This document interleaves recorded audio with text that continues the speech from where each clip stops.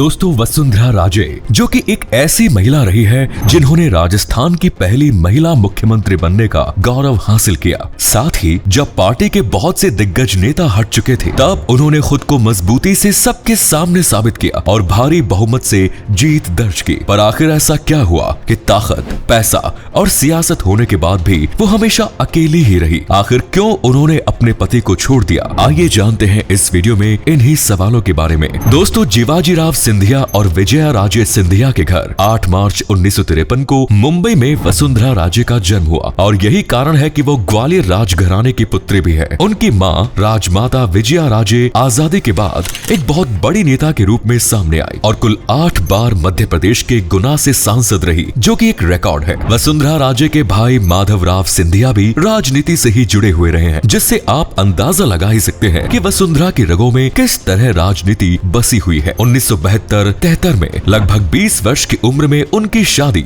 राजस्थान के धौलपुर राजघराने के कुंवर हेमंत सिंह से होती है, लेकिन उनकी ये शादी लंबे समय तक नहीं टिक पाई और महज 1 साल के अंदर ही इनका तलाक हो जाता है। इनकी शादी के टूटने की वजहों को बताने से पहले हम आपको हेमंत सिंह के बारे में कुछ जानकारी देना चाहते हैं। दरअसल होता यूं है कि जब वर्ष 1954 में धौलपुर के महाराजा उदयभान सिंह की मृत्यु हो जाती है तो उनके यहाँ कोई पुत्र नहीं होने के कारण महारानी मलबिंदर कौर ने वर्ष 1956 में अपनी बेटी के पुत्र हेमंत सिंह को गोद ले लिया और फिर हेमंत सिंह को महाराजा उदयभान के वारिस के तौर पर मान्यता दी गई, जिससे धौलपुर रियासत हेमंत के हाथ में आ गई। वैसे तो आजादी के पहले सिंधिया घराना और धौलपुर रियासत के बीच दुश्मनी हुआ करती थी और कई बार तो इनके बीच युद्ध तक की नौबत आ गई थी, लेकिन देश की आजादी के बाद दोनों राज परिवारों के बीच ऐसा बदलाव आया कि उनकी दुश्मनी के संबंध अब रिश्तेदारी में बदल चुके थे। पर शायद ये सब बदलाव केवल दिखावटी ही था, इसीलिए लंबे समय तक ये नहीं टिक पाया। दोस्तों, सुनने में आता है कि हेमंत सिंह की मां ने उनकी शादी वसुंधरा से तय होने से पहले ही किसी दूसरे राजघराने में निश्चित कर दी थी, लेकिन हेमंत सिंह ने अपनी माता की इच्छा के विरुद्ध जाकर वसुंधरा से शादी की और उधर वसुंधरा के परिवार की तरफ से कोई भी इस शादी से ज्यादा खुश नहीं था। तो फिर शादी के बाद वसुंधरा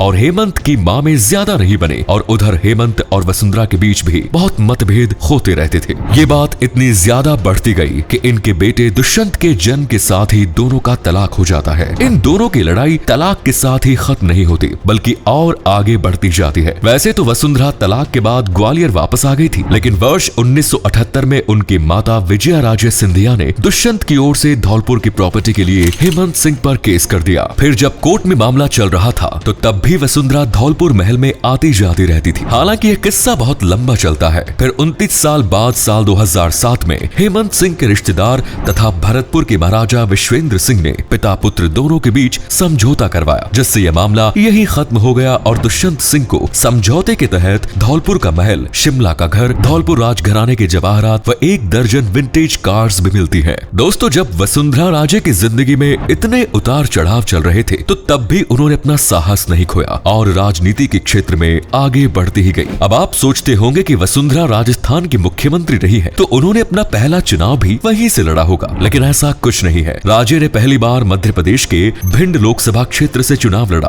तथा इस चुनाव में उनकी जीत नहीं बल्कि बड़े ही भारी मतों से हार हुई। फिर इस हार के बाद वसुंधरा राजे ने अपनी माता विजया राजे के कहने पर वर्ष 1984 में भाजपा की राष्ट्रीय पार्टी में शामिल हो गई। बस इसके बाद उन्होंने अब तक पीछे मुड़कर नहीं देखा। वर्ष 1985 में ही वो अपने ससुराल की धौलपुर सीट से विधानसभा चुनाव लड़ती है और पहली ही बार में विधायक बन जाती है। इतना ही नहीं, वर्ष 1987 में वो राजस्थान प्रदेश भाजपा की उपाध्यक्ष बनी। उनकी कार्यशैली और पार्टी के प्रति वफादारी के चलते वर्ष 1999 में केंद्रीय मंत्रिमंडल में उन्हें राज्य मंत्री का कार्यभार सौंपा गया। फिर वर्ष 2003 में जब राजस्थान भाजपा के 2 मुख्य चेहरे भैरव सिंह शेखावत जो कि उपराष्ट्रपति बन चुके थे तथा जसवंत सिंह जो कि केंद्रीय मंत्रिमंडल में शामिल होने के कारण राजस्थान की ओर ध्यान नहीं दे पा रहे थे, जिससे अब वहां की बागडोर को वसुंधरा राजे ने संभाल लिया तथा पहली बार वर्ष 2003 में ही बीजेपी ने अपने दम पर राजस्थान में सरकार बनाई और अपनी मेहनत के कारण ही वसुंधरा राजे